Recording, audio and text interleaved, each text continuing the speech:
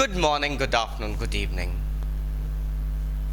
मैं Kevin Lopez personal tutor से आज आप सब छोटे छोटे बच्चों को स्टैंडर्ड 5th मैरीगोल्ड बुक की एक poem that is the ice cream man बताने वाला हूँ। It's a very sweet poem my friends. It actually lets you know about the ice cream वाला that usually comes in the summers. हमने summers में अपने घरों के बाहर एक बेल बजाते हुए, एक कार ड्राइव करते हुए या एक व्हीकल आइसक्रीम मैन का जिस पे अम्ब्रेला लगा रहता है, आइसक्रीम के कोन्स होते हैं, उसको देखा होगा और जी ललचाता है कि बस ममा या पापा कुछ हमको अमाउंट दे दें, कुछ पैसे दे दें और हम आइसक्रीम मैन के पास जाके वो yummy yummy soft soft mounts ice cream के कोन्स में या कैंडीज एंड पॉप्सिकल्स खाना शुरू कर दें। So let us understand this poem. Now it says, when summer's in the city and bricks a blaze of heat, जब शहर में गर्मी का मौसम आ जाता है। गर्मी कैसी होती है? बहुत तेज़ होती है, चुभती है, हमको परेशान कर देती है। गर्मियों की छुट्टियों में हम यूजुअली अपने नाना नानी के घर चले जाते हैं। तब शहर में जब घर भी हीट के कारण एकदम तपने लगते हैं, the houses start to get heated up and people install air conditioners और coolers in the houses to keep themselves a bit cold and थोड़ा सा एक प्लेजेंट एटमोसफियर करने के लिए। The ice cream man with his little cart goes trundling down the street. अब ये जो आइसक्रीम मैन है वो अपने छोटे से कार्ट पे इस गर्मी में भी स्ट्रीट की रोड्स पे चलता रहता है एंड उसकी एक टन टन जो भी आवाज़ रहती है स्पेसिफिकली वो धीरे धीरे धीरे धीरे चलता रहता है। Beneath his round umbrella O what a joyful site. उसके एक राउंड सा अम्ब्रेला रहता है यूजुअली आइसक्रीम मैन के कार्ट पे। वो इसलिए रहता है ताकि आप शेड में जाके आइसक्रीम का मज़ा ले सके, क्योंकि अगर आप हीट में आइसक्रीम खाएंगे तो बहुत जल्दी मेल्ट हो जाएगी।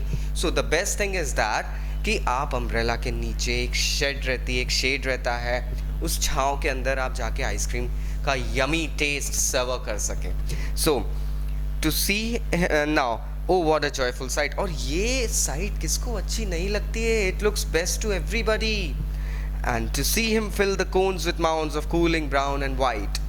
अब जब वो अपने कोन्स, आइसक्रीम के जो कोन्स होते हैं, जो वैफल के कोन्स होते हैं, उसके अंदर brown chocolate flavour, vanilla flavour के माउंट्स, बॉल्स बना के भरता है, वाह क्या लगता है कि बस अब तो यमी इसको खा ले। वेनिला, चॉकलेट, स्ट्रॉबेरी और chilly things to drink from bottles full of frosty fizz, green, orange, white और पिंक। अब यहाँ फ्लेवर्स की बात कर दी है, vanilla, chocolate and strawberry, that pink flavour, wow. और चिली थिंग्स टू ड्रिंक, या वो ड्रिंक्स जो बहुत ही ज़्यादा चिली रहती है, ठंडी लगती है, उसे पी के एकदम मज़ा आ जाता है।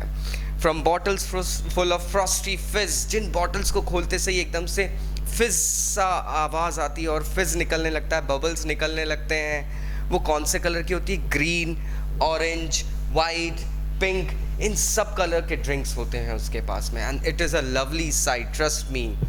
Now His cart might be a flower bed of roses and sweet peas. उसका जो कार्ट है वो ऐसा लगता है मानो रोजेस और पीज से सजा हुआ है और एक गार्डन के समान है। The way the children cluster round as thick as honey peas. अब वो फ्लावर बेड इसलिए लगता है क्योंकि वहाँ पे बहुत सारे बच्चे उस कार्ट के आसपास खड़े रहते हैं एंड वो ऐसे एकदम झुंड बना के खड़े रहते हैं as if they are honey bees. आपने कभी हनी बी का एक हनी कोम देखा है फ्रेंड्स? हनी कोम जो होता है उस पर बहुत एक मधुमक्खी का छत्ता जिसे कहते हैं, शहद का छत्ता होता है, उसके अंदर बहुत सारा यमी हनी होता है, उसके आसपास कितनी सारी हनी बीज होती है, they keep on flocking it, कोई जगह नहीं छोड़ते।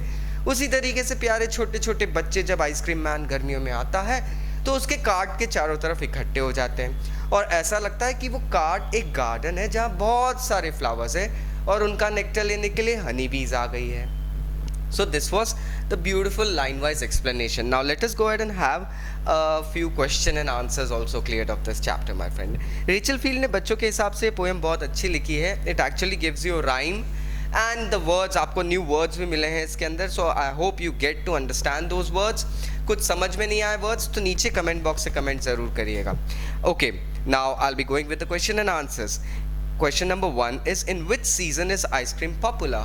आइसक्रीम कौन से सीजन में पॉपुलर होती है? तो ये तो सबको पता है आइसक्रीम कौन से सीजन में पॉपुलर होती है. दैट इज गर्मियों का मौसम. So you can write the answer in a phrase that ice cream is most popular in the summers.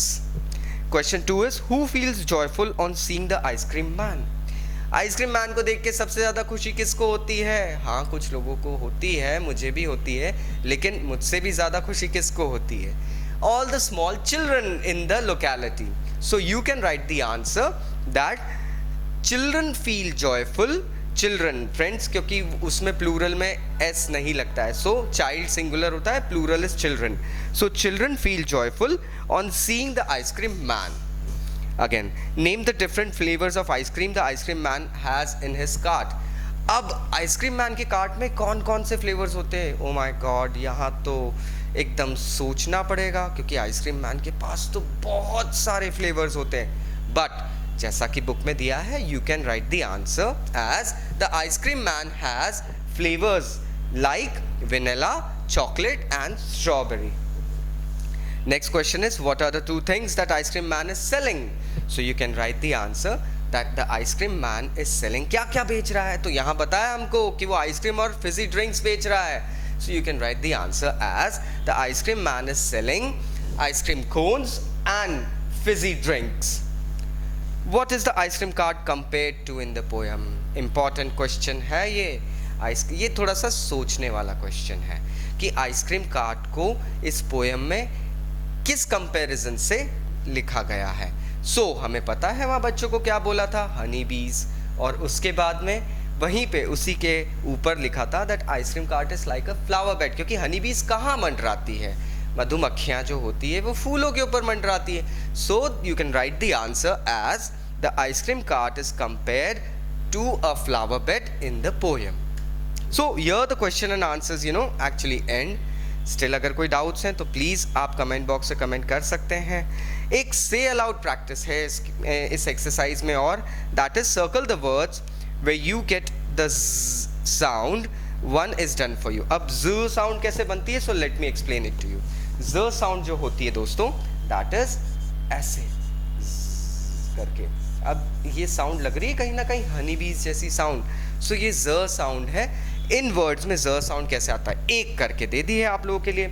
So the one sound that has been created for you is honey bees. Next is price, no. Rice, no. Lazy, z, lazy, yes. Raise, no.